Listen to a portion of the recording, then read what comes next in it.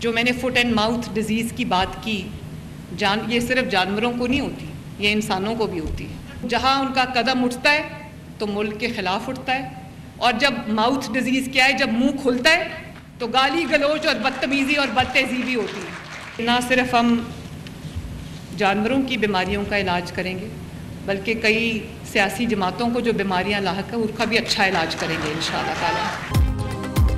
वज़ीर आला पंजाब मरीम नवाज का जानवरों के साथ सियासी जमातों को लाहक बीमारियों का भी इलाज करने का ऐलान। मुंह और पाँव की बीमारियां इंसानों को भी लाहक होती हैं। ऐसे लोगों का कदम मुल्क के खिलाफ उठता और मुंह खुलते ही गाली निकलती है। समझ नहीं आती उनकी बातों पर मातम करूं या क्या करूं।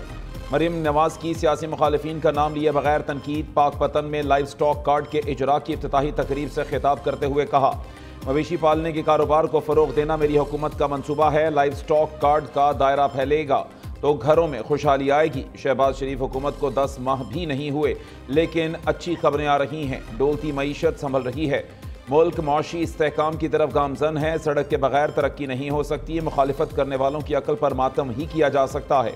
वज़ीर आला मरीम नवाज ने पाकपतन शरीफ के रोड्स प्रोजेक्ट का इफ्तिताह भी किया। वज़ीर आला का जगह जगह वालेहाना इस्तकबाल। शहरियों ने फूल निछावर किए।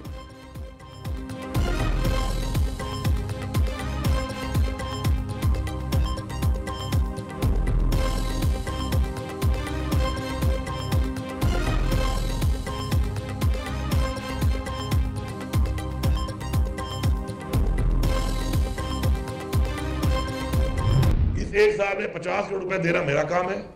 अगर मैं ना दूं तो हु करके या कुछ भी करके फिर मेरे खिलाफ एहतजाज कर लेगा, ठीक है। लेकिन अगर मैं वो 50 करोड़ रुपए देता हूं आपको, तो फिर अगर वो काम नहीं होता और अगले साल जब मेडिकल के एडमिशन हो या नर्सिंग के एडमिशन हो और बच्चे और बच्ची एडमिशन उनका ना हो, तो फिर कहीं मुझे आप पे हु ना करना पड़े, क्योंकि फिर मैं तो हु नहीं करूंगा, मैं तो फिर कलम चलाऊंगा ना। फिर वज़ीर आला खैबर पख्तूनख्वा की भी ऊ करके एहतजाज की तरगीब। रवां साल पेशावर यूनिवर्सिटी को 50 करोड़ देना मेरा काम। पैसे ना दिए तो मेरे खिलाफ ऊ करके एहतजाज करें। अली अमीन गंडापुर की तलबा को ऑफर। मीडिया से गुफ्तगू में राना सनाउल्लाह के बयान की तायद भी की। कहते हैं बानी PTI से मुलाकातें बंद नहीं हुई। अय्याज सादिक की अदम मौजूदगी के बायस मुज़ाकराती कमेटी की बानी से मुलाकात में ताख़ीर हुई। सूबाई काबीना में रद्दोबदल के फैसले खुद करता हूँ। सोशल मीडिया पर गलत खबरें फैलाई जा रही हैं। वज़ीर आला खैबर पख्तूनख्वा ने पेशावर यूनिवर्सिटी में इंस्टीट्यूट ऑफ हेल्थ साइंसेज का इफ्तिताह भी किया।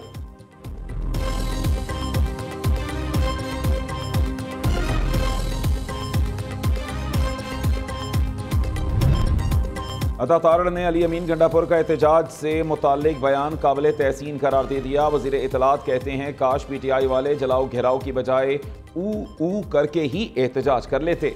अली अमीन गंडापुर ने 10 माह में पहली बार दुरुस्त एहतजाज का तरीका अपना ही लिया। कौम जानती है इंतशार, फसाद, जलाओ घेराव आपका वतीरा है। मुहज़्ज़म माशरों में एहतजाज पर पुरअमन ही होता है और काम भी चलता रहता है।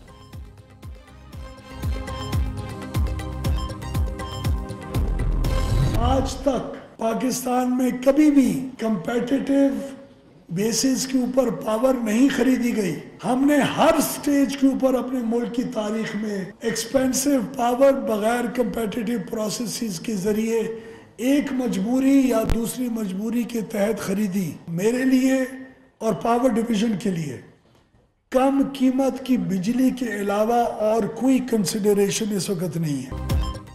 IMF से बातचीत जारी। बिजली 10 से 12 रुपए तक सस्ती कर सकते हैं। वज़ीर तवानाई उवैस लगारी ने खुशखबरी सुना दी। आज तक हमने जो बिजली खरीदी वो मजबूरी में खरीदी। माजी में हमने महंगी बिजली खरीदी जिसका बोझ आवाम को बर्दाश्त करना पड़ा। सस्ती तवानाई का हसूल तरजीह। नए प्लांट लगाने जा रहे हैं। उवैस लगारी कहते हैं बिजली की पैदावार के साथ पानी को महफूज करने और सैलाब की रोकथाम का भी मंसूबा है।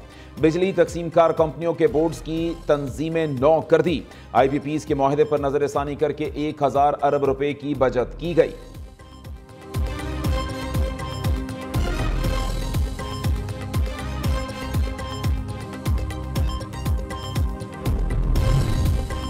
गवर्नर स्टेट बैंक ने महंगाई को बड़ा चैलेंज करार दे दिया। जनवरी में अफरात ज़र में कमी की नवीद सुना दी। जमील अहमद कहते हैं 4 से 5 माह अफरात ज़र में उतार चढ़ाव रहेगा। करंट अकाउंट बेहतर होने में बरामदात और तरसीलात ज़र का अहम किरदार है।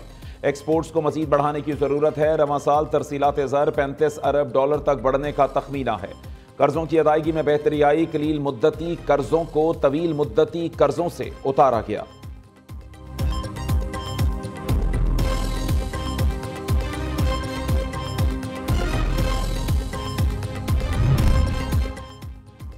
IMF की कड़ी शराइत, वफाकी हुकूमत को तरक्याती बजट जारी करने में शदीद दुश्वारी। रवां माली साल की पहली शशमाही में सिर्फ 13% फंड्स ही खर्च किए जा सके। दस्तावेजात के मुताबिक पहली शशमाही में 1100 अरब में से 148 अरब रुपए ही खर्च हो सके। 6 माह में वजारत हाउसिंग, तिजारत समेत 6 वजारतों को 1 रुपया भी जारी ना हो सका।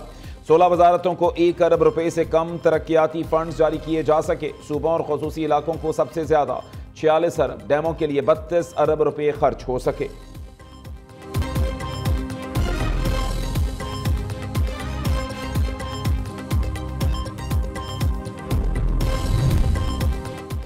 बिजली की कीमतें कम की जाएं। जमात इस्लामी का 17 जनवरी को मुल्क भर में एहतजाज का ऐलान। हाफिज नईमुर रहमान कहते हैं मुल्क में मुआशी हालात बद से बदतर हो रहे हैं।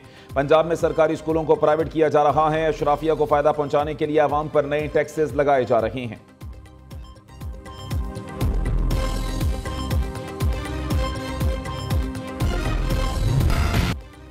9 मई के तमाम मुल्ज़िमान को FIR तो एक जैसी थी। ये तफरीक कैसे हुई? कुछ का ट्रायल मिलिट्री कोर्ट में ही होगा, कुछ का ATC में। सुप्रीम कोर्ट के आईनी बेंच ने 9 मई के मखसूस मुल्ज़िमान के मिलिट्री ट्रायल पर अहम सवालात उठा दिए। मुल्ज़िमान को खुसूसी कोर्ट्स भेजने का डिस्ट्रिक्ट कोर्ट का ऑर्डर भी तलब कर लिया। इस मामले में इमरजेंसी वाली तो कोई बात नहीं। बुनियादी हुकूक का अदालतों में दिफा हो सकता है, सिर्फ अमलदारी मुअत्तल होती है। आनी बेंच के सरबराह जस्टिस अमीनुद्दीन के रिमार्क्स। जस्टिस मसर्रत हिलाली ने कहा मौजूदा केस में मुल्ज़िमान को फौजी तहवील में लिया गया। बुनियादी हुकूक मुअत्तल थे, ना ही इमरजेंसी नाफिज थी। समाअत के दौरान भारतीय जासूस कुलभूषण यादव का भी तज़किरा। जस्टिस मोहम्मद अली मजहर ने पूछा क्या कुलभूषण जैसे मुल्क दुश्मन जासूस का केस मिलिट्री कोर्ट में चल सकता है? वकील ख्वाजा हारिस ने जवाब दिया सुप्रीम कोर्ट के फैसले से मुल्क दुश्मन जासूस का केस मिलिट्री कोर्ट्स में नहीं चल सकता।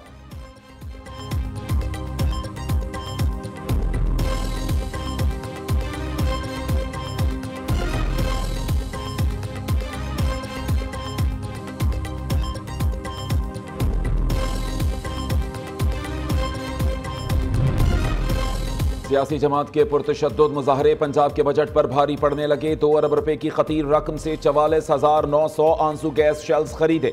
आंसू गैस शेल्स की खरीदारी के लिए मजीद 4 अरब रुपए के फंड्स भी मंजूर कर लिए। आंसू गैस शेल्स अटक और रावलपिंडी में 2 साल के दौरान होने वाले पुरतशद्दुद वाकयात के तनाजुर में खरीदे जा रहे हैं।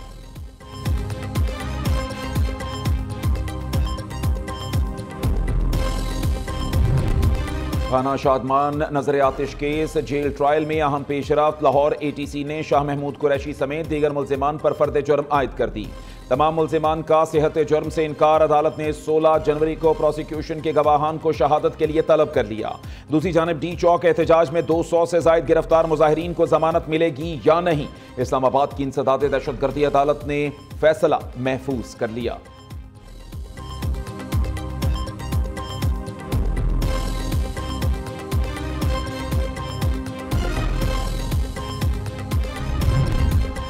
अडयाला जेल में आज मामूल की मुलाकात का दिन। बानी PTI ने पूरा दिन तन्हाई में गुजार दिया। 1.5 साल में पहली बार बानी से कोई भी मिलने ना आया। मुज़ाकराती कमेटी का कोई रुकन पहुंचा, ना फैमिली मेंबर और ना ही वकील मुलाकात के लिए गए। हमारी हिमायत की वजह से वो हुकूमत कायम है, और अगर वो हुकूमत हमें ऑन बोर्ड नहीं लेती अपने अहम फैसलों में, तो उसके जो समरात हैं वो चाहे मनफी हैं चाहे मुस्बत हैं, वो पाकिस्तान पीपल्स पार्टी को भुगतने पड़ेंगे। आपकी जो मनपसंद फैसले हैं वो हमारे दरमियान दूरियां बढ़ा रहे हैं, वो फासले कम नहीं कर रहे, जिसकी पाकिस्तान पीपल्स पार्टी को बड़ी तशवीश है। पीपल्स पार्टी ने ज़राअत पर सुपर टैक्स बड़ा जुल्म करार दे दिया। हुकूमत की पॉलिसीज किसान दोस्त नहीं, उन पॉलिसीज में सिर्फ नफरत है। पीपल्स पार्टी मुल्क को इसका मुतहम्मिल नहीं कर सकती। हुकूमत काश्तकारों को सड़कों पर निकलने के लिए मजबूर कर रही है। हसन मुर्तज़ा का अल्टीमेटम साफ बता दिया, हुकूमती फैसलों को पीपल्स पार्टी अपने सर नहीं लेगी। कहा, हुकूमत बताए ज़राअत पर किस चीज़ का सुपर टैक्स दिया जाए। इदारे बेचने से नहीं, मजबूत करने से मसाइल हल होंगे। सिर्फ अच्छी सड़क देने से लोगों के मसाइल हल नहीं हो सकते। हुकूमत फायरवॉल लगाकर IT इंडस्ट्री तबाह कर रही है।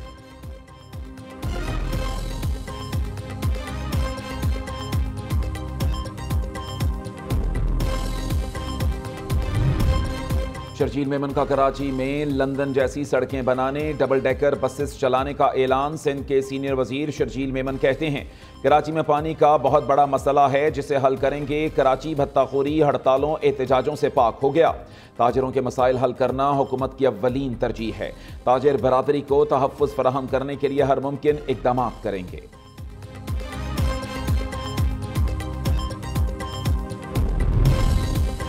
PTI सेनेटर को इलेक्शन कमीशन से बड़ा रिलीफ मिल गया। सेनेटर सैफुल्ला अबड़ू के खिलाफ रेफरेंस खारिज, इलेक्शन कमीशन ने महफूज फैसला सुना दिया।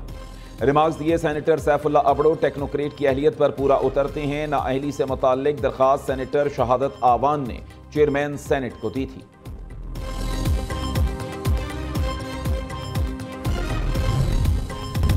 साढ़े 4 साल का इंतजार। PIA कल पेरिस के लिए उड़ान भरने को तैयार। इस्लामाबाद एयरपोर्ट से दोपहर 12:10 पर फ्लाइट रवाना होगी।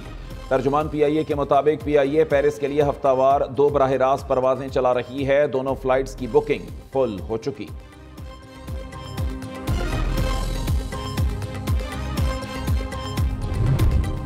मुल्क में सर्दी का राज बरकरार। श्रीनगर और गिलगित बल्तिस्तान समेत बालाई इलाकों में दर्जा हरारत नुक्ताए इंजमात से भी गिर गया।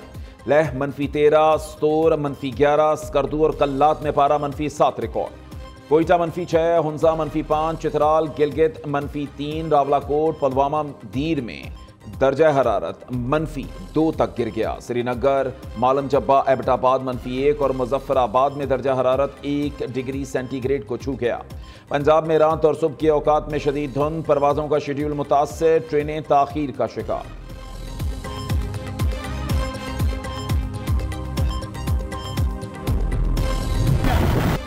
कौमी क्रिकेटर साइम अयूब का सेंट्रल लंदन के क्लिनिक में तिब्बी मुआयना। साइम अयूब ने कहा कि डॉक्टर्स ने बताया कि टखना बेहतर है, टांग पर वजन डाल सकते हैं। कोच अजहर महमूद कहते हैं सर्जरी होनी है या नहीं, फैसला मेडिकल पैनल करेगा।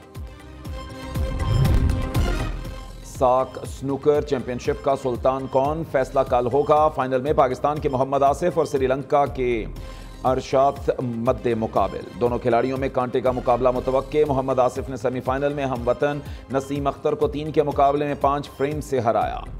अरशाद ने नेपाल के अंकित को शिकस्त दी। सऊदी अरब के सहरा में ड्राइवर्स की महारत का मुकाबला। डाकार रैली का चौथा मरहला सऊदी ड्राइवर यजीद अल राजही ने जीत लिया। मुकर्रर फासला 4 घंटे 26 मिनट और 40 सेकंड्स में तय किया। मजमूई तौर पर हैंक लिंगटन का पहला नंबर। बाइक रैली का चौथा मरहला ऑस्ट्रेलिया के डैनियल सैंडर्स के नाम रहा।